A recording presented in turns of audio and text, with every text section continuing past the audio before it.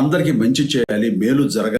Mega ఇంటి కోడలుగా నువ్వు పనికిరావు అన్న మాటలకి నన్ను క్షమించు మనసారా అంటూ లావణ్య త్రిపాఠి ప్రెగ్నెన్సీపై ఎమోషనల్ అవుతూ వచ్చేసిన చిరంజీవి. లావణ్య త్రిపాఠి చేసిన కొన్ని మూవీస్ అయినప్పటికీ కూడా మంచి హిట్స్ ని అందుకుంటూ వచ్చేసింది. ఎన్నో అవార్డ్స్ ని చిరు చేతుల మీదుగా కూడా దక్కించుకుంది. అటువంటి అమ్ముడు మెగా ఇంటి కోడలుగా అడుగు పెట్టబోతుంది. వరుణ్ తేజ్ గత కొన్నేళ్లుగా ప్రేమించుకుంటున్నారు అనే విషయం మెగా స్టార్ చిరంజీవి చెవున పడడంతో తను ఈ పెళ్లికి అంగీకరించలేకపోయాడు. అసలు సినీ ఇండస్ట్రీ హీరోయిన్స్ పెళ్లికి పనికిరారు, వాళ్ళకి కుటుంబం కావాలా లేదంటే ఇండస్ట్రీ సినిమాలు కావాలా అంటే వాళ్ళ సినిమాలనే ఎంచుకుంటారు, వాళ్ళకి ఫ్రీడమ్ లైఫే ఎక్కువగా ఇష్టపడతారు అంటూ మెగాస్టార్ చిరంజీవి ఎక్కువగా అభిప్రాయపడుతూ ఉండేవారంట.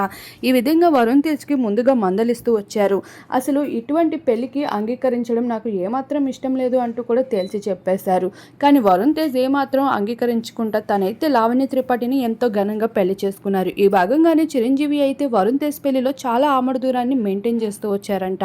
ఈ విషయం మీడియా వాళ్ళు పెద్దగా క్యాప్చర్ చేయలేకపోయారు.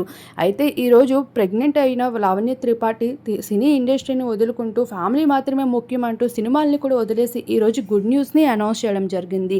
ఈ భాగంగానే చిరంజీవి అయితే కాస్త ఎమోషనల్ అవుతూ వచ్చేశారు. ఆ రోజు ఏమీ తెలియకుండా నిందలు వేస్తూ రావడం, ఈ రోజు నా తప్పును రియలైజ్ అయ్యా అంటూ ఎమోషనల్ అవడంతో పాటు స్వయాన లావణ్య త్రిపాఠి ప్రెగ్నెంట్ అయిందని తెలిసాక ఒక కాస్ట్లీ విలువైన గిఫ్ట్ని కూడా తనకి అందిస్తూ వచ్చేశారు. ఇప్పటికే ఇల్లంతా హాస్టల్ అయిపోయింది, లేడీస్ హాస్టల్గా మారిపోయింది, అమ్మాయిలతో ఇల్లంతా నిండిపోయింది అనుకుంటున్న చిరంజీవి అభిప్రాయాల్ని తిప్పికొట్టేలా లావణ్య త్రిపాఠి అయితే ఒక మెగా వారసుని తీసుకురావాలి అంటూ నాకు ఆ గుడ్ న్యూస్ను అందించాలి అంటూ చిరు అయితే ఒక స్వీట్ లెటర్ని కూడా అందించారంట. ఇలా మొత్తానికి లావణ్య త్రిపాఠి ప్రెగ్నెన్సీపై చిరు చాలా ఎమోషనల్ అవుతూ కనిపించేశారు.